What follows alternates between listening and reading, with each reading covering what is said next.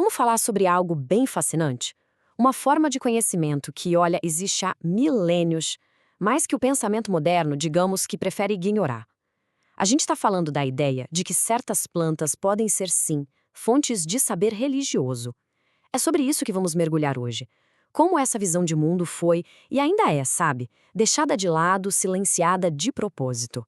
Olha só o nosso roteiro. A gente vai começar com essa ideia de plantas como professoras. Depois, vamos dar uma olhada na origem das histórias, encarar o preconceito dos dias de hoje e o silêncio das instituições. Daí, a gente vê o que se perde com tudo isso e, no final, tentamos olhar para o que vem pela frente. Então, vamos lá. Plantas como as primeiras professoras. Pode parecer estranho, né? Mas a primeira ideia aqui é justamente essa. Ela mexe com o que a gente costuma pensar sobre o mundo vegetal. E se as plantas pudessem mesmo nos ensinar alguma coisa? Olha essa frase do físico Patrick Druotti. Para os xamãs, os primeiros professores foram as plantas e os animais. Ele chegou a essa conclusão depois de um tempo vivendo com povos indígenas, sabe? Capturou a essência da coisa. A natureza não é só um depósito de recursos, é uma fonte de sabedoria, de cura. Para muitas, muitas culturas, o conhecimento vinha direto dali, do mundo natural. E pensa que isso é coisa do passado? Que nada! Aqui no Brasil mesmo, a gente tem grupos religiosos, como os ayahuasqueiros, que veem as chamadas plantas professoras como algo central. A ayahuasca, por exemplo, é vista como uma mestra, uma conexão com outras dimensões, é literalmente um pilar para as práticas e para o conhecimento deles. Beleza, agora vamos para a segunda parte, a origem da narração. E aqui tem uma conexão que, nossa, é muito interessante. A gente vai ligar essa sabedoria antiga com uma coisa que todo ser humano faz: contar histórias. A ideia vem do historiador Carlo Ginzburg. Ele diz o seguinte: a gente começou a contar histórias quando aprendeu a decifrar pistas. Pensa nos caçadores ancestrais. Eles não viam só uma pegada no chão. Eles liam uma história inteira ali. Que bicho passou, para onde foi, o que poderia acontecer. Era uma interpretação da realidade a partir de sinais mínimos, quase invisíveis. E é aqui que a mágica acontece. E se o uso dessas plantas professoras foi justamente a nossa primeira forma de decifrar pistas? Uma maneira de ler as histórias escondidas do mundo, de acessar um tipo de conhecimento que não está na cara, sabe? Isso muito antes da gente inventar a escrita. Seria, no fundo, uma das primeiras formas de educação da humanidade. Pois é. Mas essa visão de mundo, essa visão ancestral, bate de frente com o jeito que a gente tende a pensar hoje em dia. É o tal do preconceito moderno. E é aqui que o nosso papo fica mais tenso. E olha, a diferença é absurda. De um lado, você tinha uma visão super complexa. Use-o para adivinhação, para cura, para rituais, para aprender mesmo. Era medicinal, religioso, pedagógico.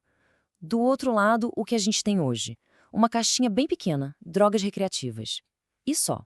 O problema é que essa visão super limitada simplesmente apaga séculos, milênios de história. Joga no lixo o papel fundamental que essas plantas tiveram para a sobrevivência de povos, para manter a cultura unida e para passar conhecimento importante de geração em geração. E esse preconceito não é só uma coisinha de opinião pessoal, não. Ele vai fundo, ele entra nas instituições, sabe? Justamente nos lugares que deveriam estudar e guardar o conhecimento humano. É o que a gente chama de silêncio institucional.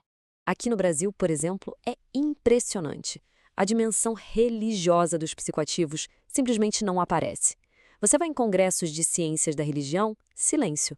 Olha os currículos das faculdades? Quase nada. Ensino religioso nas escolas? Nem pensar. É um padrão, um silêncio que não é por acaso. E qual o resultado disso? É direto e bem cruel.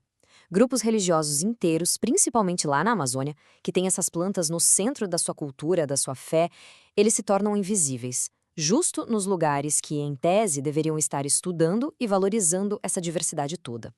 Então a gente chega num ponto pesado. Esse silêncio todo não é só esquecimento, sabe? É algo ativo.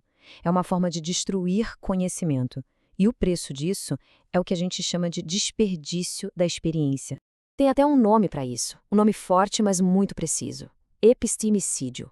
É como se fosse o assassinato de um jeito de saber, de uma forma de conhecer o mundo. É exatamente o que alguns estudiosos definem como um desperdício da experiência. Jogar fora uma parte da experiência humana. E onde está a raiz disso tudo? Bem, As bases para essas práticas vêm do saber indígena. E aí, a gente esbarra num dos maiores silêncios da nossa educação formal, né? O conhecimento dos povos originários.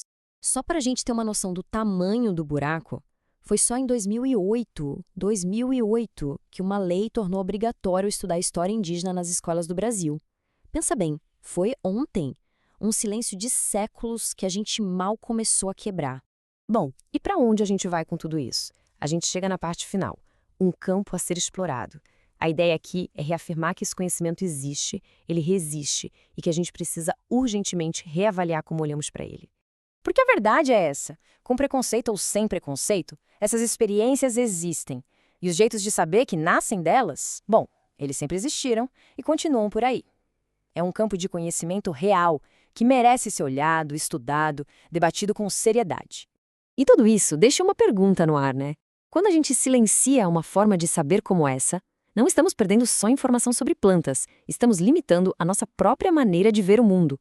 A questão que fica é: que outros conhecimentos, que outras sabedorias estamos deixando de lado, desperdiçando, só porque não ousamos olhar de um jeito diferente?